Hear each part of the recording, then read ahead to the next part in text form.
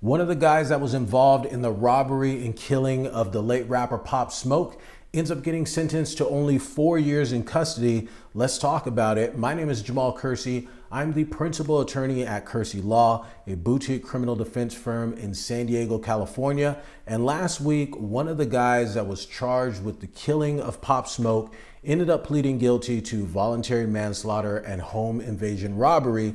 And he was sentenced to just 4 years and 2 months in a juvenile detention facility. And just let me know off the top, do you think that this is enough time or the punishment doesn't adequately fit the crime? I didn't mean for that to rhyme, but it did, so we're just gonna roll with it. But this guy is only, he's 20 years old now. He was only 17 at the time, and that's why his personal information isn't released. Just as a policy, juvenile offenders, their personal information is not released to the public. And so he was one of the guys, so one out of the 4 guys who showed up at the home that Pop Smoke had rented. So he had rented an Airbnb when he was staying out in LA.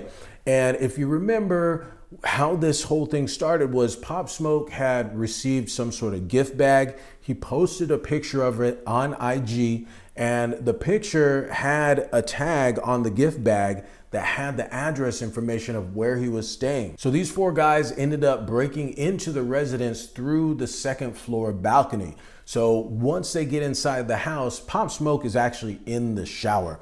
And realistically, I mean, there's very few places that you're as vulnerable as when you're in the shower. Obviously, it's wet. If you make any sudden movements, you can slip. And that's actually one of my biggest fears, is somehow slipping in the shower and just knocking myself out. But the shower is a spiritual experience. Sometimes people sing in the shower. They have, deep thoughts in the shower. The last thing you anticipate is getting attacked. You have no access to weapons. It's just not a good place to be when your home is getting broken into. So they end up confronting Pop Smoke. They demand his jewelry because he was showering with his jewelry on.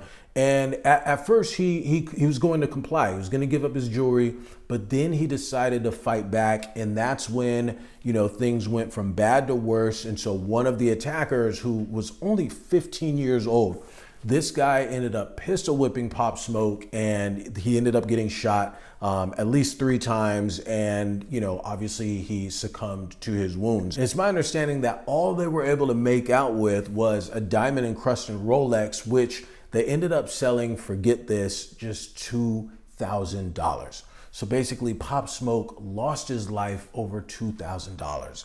That just, adds insult to injury in an already tragic situation.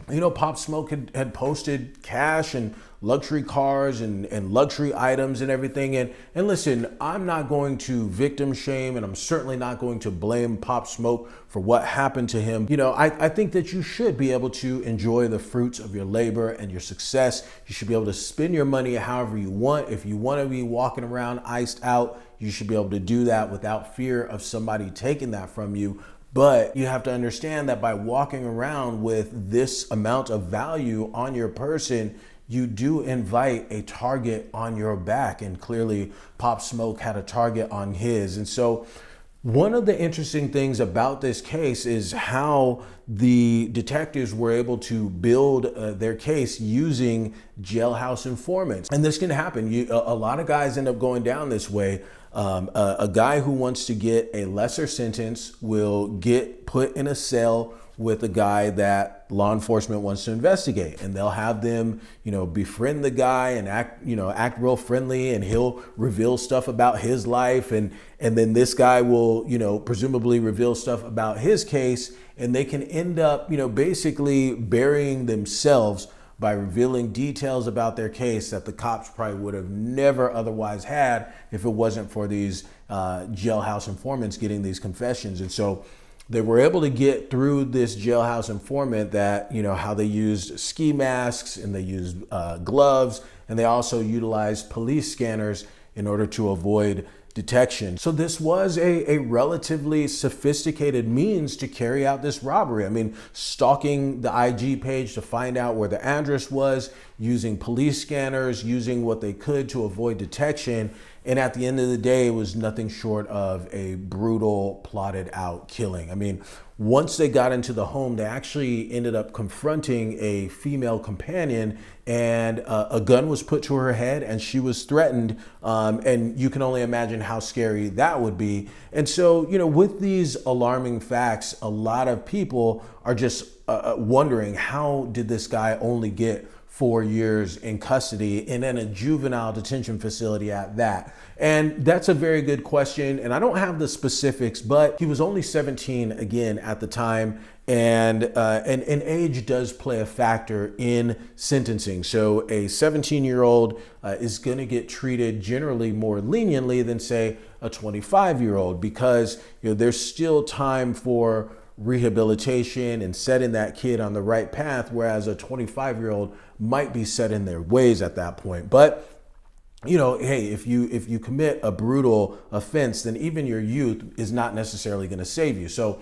the 15-year-old who actually pistol whipped Pop Smoke and shot him, he's definitely not going to be treated with kitty gloves just because he's 15. So, since age may not necessarily be a factor, I assume that he probably played a much lesser role relative to the other guys involved. And that's the only way that I can think that this 4-year and 2-month sentence would be justified. But even then, that is a surprisingly low sentence for facts like this. A home invasion robbery with a homicide. This is a very serious case. Again, just a tragic situation. Pop Smoke was actually admired and respected by veterans in the rap game. I mean, it was just said that he was the next one up. He was supposed to be the next big star. And so once again, we have a life that is basically senselessly cut short over material goods. $2,000. That's all this life was worth to these guys. So just want to say rest in peace to Pop Smoke.